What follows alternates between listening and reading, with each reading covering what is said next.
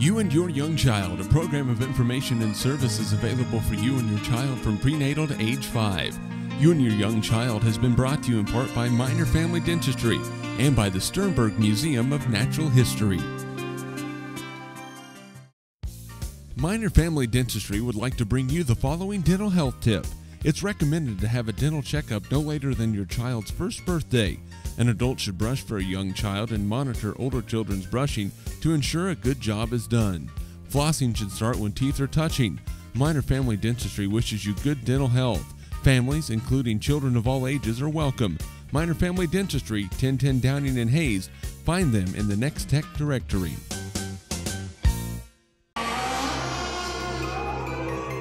So, you think you have skeletons in your closet?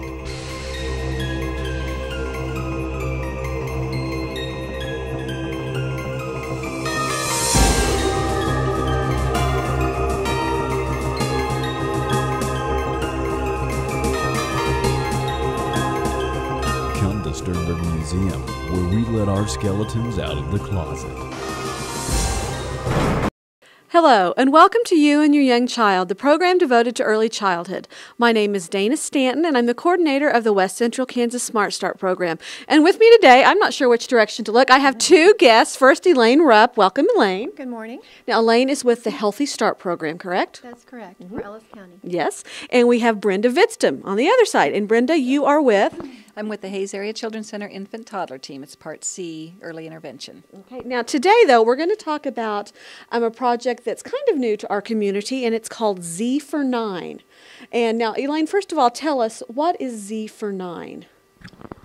Well, to begin with, we want to sort of emphasize that as a community, we want healthy mothers and we want health for healthy pregnancies and healthy babies. So the Z for 9 is a special project that we've been working on through the prenatal committee through the Hayes Interagency Coordinating Council.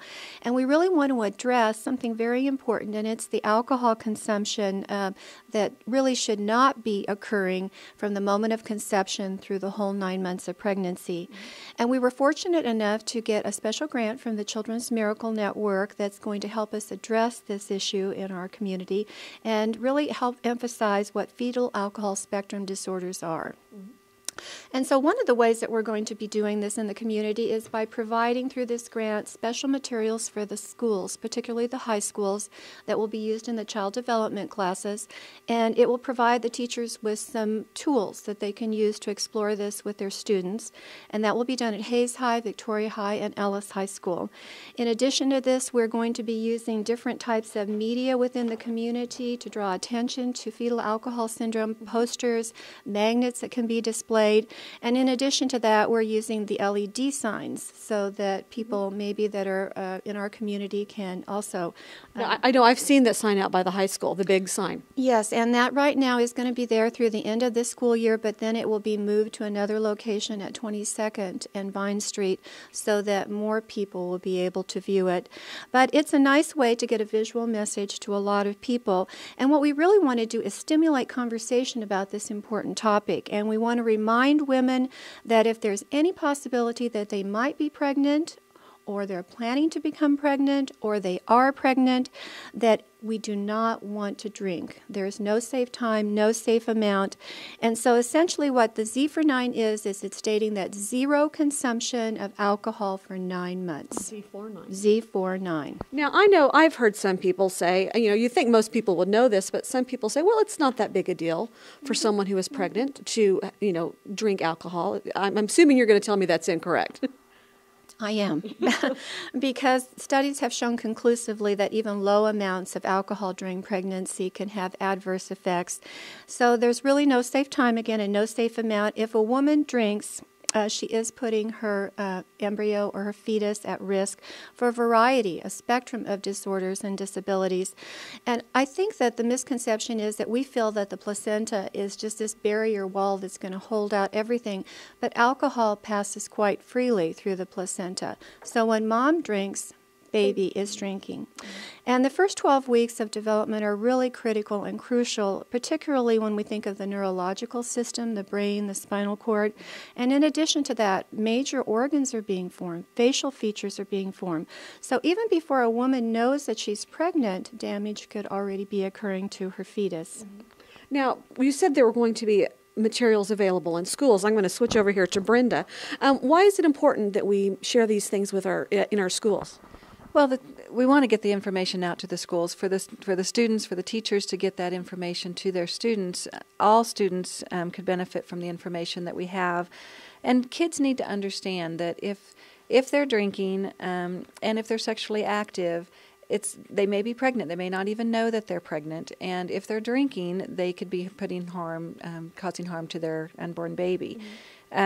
There was the CDC, or the Center for Disease Control, did a study in 2007 that found that amongst middle school and high school students, nearly 45% of the students reported that they had had at least one drink or more in the past month, and almost 48% of those same kids reported that they had been sexually active within the past 3 months. So there are a large number of kids who are drinking, who are sexually active, and they need to understand that they could be harming that baby if they become pregnant. And we also had another study that was completed in Ellis County with students in grades 6, 8, 10, and 12. And that found that the average age that kids begin drinking is 13 and a half years. So kids are starting young. They're drinking much younger than a lot of people probably think that is what's happening. And so we really want to make sure we get this information into the middle school and the high schools so these teachers can help the kids understand how this might affect the baby. Now, tell us a little bit more about fetal alcohol syndrome. I know you've got some things here in front of you. Well, alcohol consumption during pregnancy can cause a wide range of both physical and mental birth defects.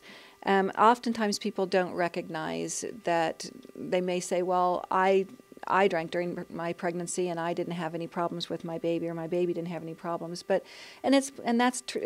has happened. I mean, there are babies that don't seem to have any effects from it, but a large percentage of babies will be affected, and it may be so mild that you don't notice it right away. The term FASD stands for fetal alcohol spectrum disorder, and that has a wide range of problems that may be very mild, may go to very severe. Every year, up to 40,000 babies in the United States are born with fetal alcohol spectrum disorder. The effects can be, they could be born with mental retardation, they could have learning, emotional, or behavioral problems, they could have some defects of their heart, their face, their organs in their body. And if it's in very severe cases, in the most severe cases, it may result in FAS, which is fetal alcohol syndrome. And that's one of the most common known causes of mental retardation in babies and children. And it's the only cause of mental retardation that is entirely preventable if the moms do not drink during pregnancy. Prenatal alcohol exposure has been linked to more than 60 disease conditions, defects, and disabilities. So we know that the brain is developing through all 9 months of pregnancy, and this model that we have here of the brain shows just how the brain can be affected by alcohol exposure during the pregnancy. As you see, this is a normal developing brain. This is a brain that's been affected by alcohol, and see just the difference in size alone. It affects the size, it affects the structure of the brain. There are so many things that can be affected by alcohol consumption. Now, we're going to run out of time, even though we could talk about this for quite some time. What can the community do to help with this problem? I think the community needs to just be aware, and some of this information that we have here available is what we want to get out for the community to be aware. We want the information in the schools. We have, and Elaine can go show this a little bit more, but we have information and materials that are available both to the schools but also to any home visitor who's going out to visit with families. Anyone who's working with children and families in the community can get this information out.